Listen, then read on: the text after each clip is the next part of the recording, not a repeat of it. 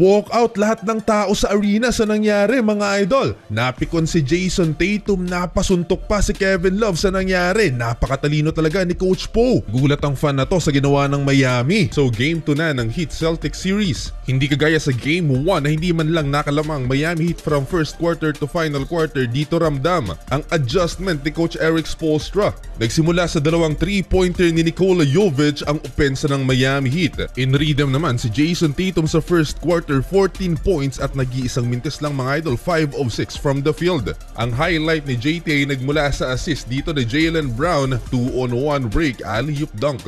Naging adjustment ng film coach mga idol ang mas maraming 3-point attempts. At dito lang sa first quarter, nag-attempt ng 15 3-pointers ang Miami Heat at 8 dyan ay naipasok mga idol. That's 53% shooting percentage beyond the arc. Kaya naman sa pagtatapos ng first quarter, lamang sila sa Boston Celtics 28-27. Napakamot pa si Coach Erik Spoelstra dahil papatapos na ang first quarter na-foul pa ng rookie na si Jaime Jaquez Jr. si Jason Tatum. Simula ng second quarter, knockout si Al Horford sa kanyang ball fake at nasalpok ni Kevin Love mga idol.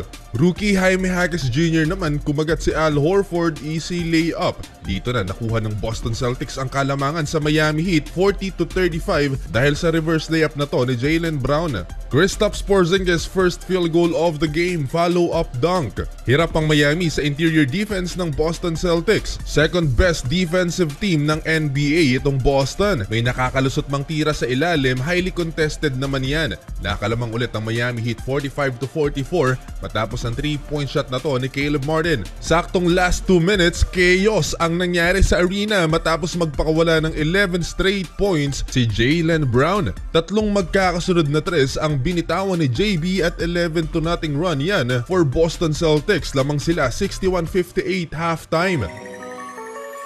Sa Game 1 mga idol, umabot pa ng 34 points ang biggest lead ng Boston Celtics sa Miami Heat, pero ngayon dikit pa rin sa third quarter.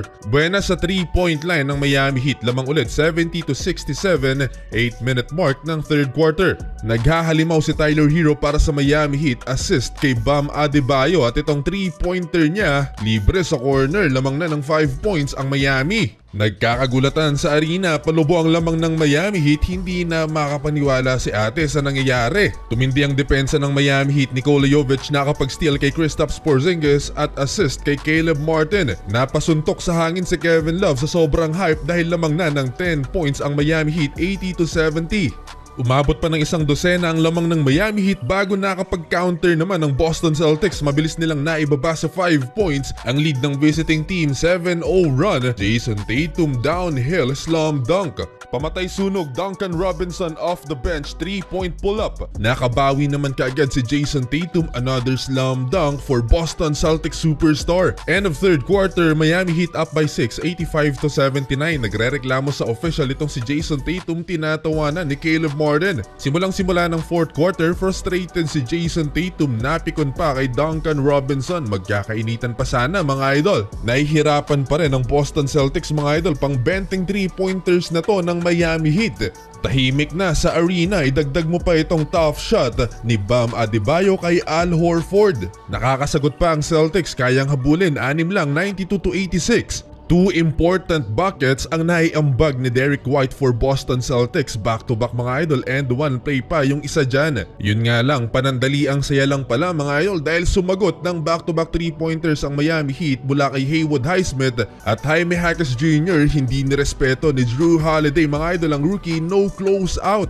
Kaya ayon, pinagbayad siya ng 3-pointer ni Triple J. Down the stretch, Bam Adebayo for 21 points, another tough shot. Last 3 minutes, baba ulit sa 6 points ang inahabol ng Boston Celtics. Di pa nauubusan ng gas ang best NBA team. Yun nga lang, eto na naman si Caleb Martin, pamatay sunog, 3-pointer, 21 points na rin. Tuwang-tuwa na si Pat Riley, dinagdagan pa yan ng 2-point layup ni Tyler Hero. Balik sa 11 points ang hinahabol ng Boston Celtics last 2 minutes. May 41 seconds pa mga idol ang natitira sa game clock. Nagsi-walkout na ang fans ng Boston Celtics. Disappointed sila sa nangyari mga idol. Etong batang fan mga idol ayaw magpakita sa camera na iiyak mga idol sa nangyari. Panalo mga idol ang Miami Heat 24 points and 14 assists for Tyler Hero. 21 points naman si Caleb Martin at Bam Adebayo mga idol.